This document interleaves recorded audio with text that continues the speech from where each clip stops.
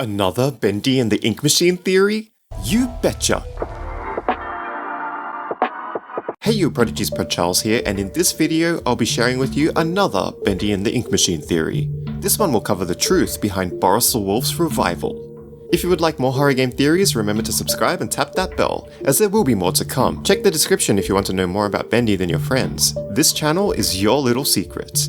Let's start with what we know. We know that Boris's corpse can be seen sitting upright in the table in one of the rooms of the upper floors of Joey Drew's studio. We also know that turning the ink machine on causes ink to spurt out of Boris's chest. Ink is one of the main items needed to complete the ritual. And finally, Boris appears in front of Henry at the end of chapter 2. Got all these facts? Now let's bring it all together. When we first encounter Boris, we can see that he is clearly lifeless with a dissected chest. Judging from the cut, it appears that Boris's internal organs were removed, specifically the heart and lungs, confirming that Boris had definitely died. As a side note, many assume that Joey did this, as when Henry first comes across Boris, he says, "Oh my god, Joey, what were you doing?"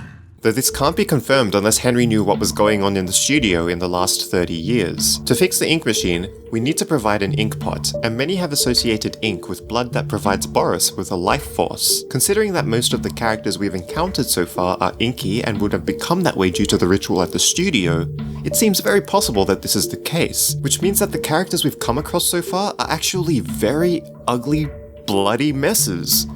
Ew. Given that the ink provides a life force for the cartoons, fixing the ink machine and making the ink flow would have caused Boris to come back to life, right? After all, there is a huge ink pipe attached to the back of the table that Boris lies on, connecting to Boris's corpse. Not quite.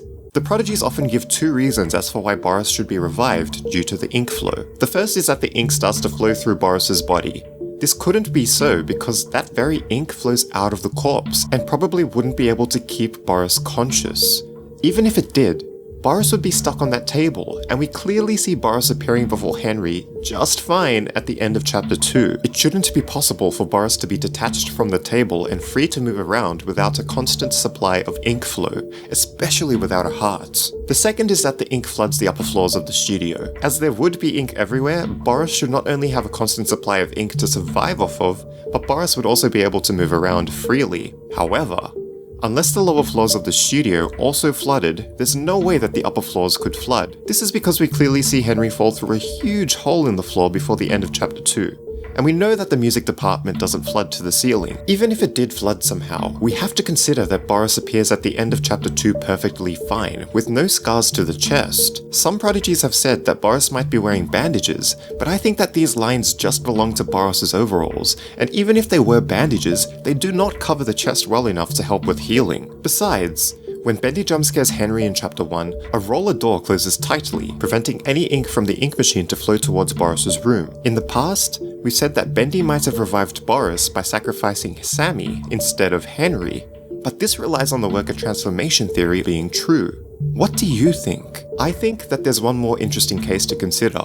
What if the Boris we see at the end of chapter 2 is actually a worker at the studio in a suit? The worker may be using a suit to be able to travel around the studio safely, posing as a cartoon. But who could it be? Given the Boris teaser we've seen from theMeatly games, Boris looks like a timid character who wields a wrench. Who else who works at the studio would be cowardly and wield a wrench? Perhaps the only one to say in every single recording so far that they'd be out of here? You know, the only one who would have business holding a wrench because as the janitor, maintenance is part of their duties. We've all seen the ink machine plans in Sammy Lawrence's office after all. That's right, the worker is none other than Wally Franks. Remember to subscribe and tap that bell for more interesting horror game theories and secrets. If you enjoy horror game theories, be sure to check the description for a link to all of the theories and secrets. And prodigies, I really hope that these videos help you to expand on how you think, so it can help you with your thinking in your daily lives. See ya!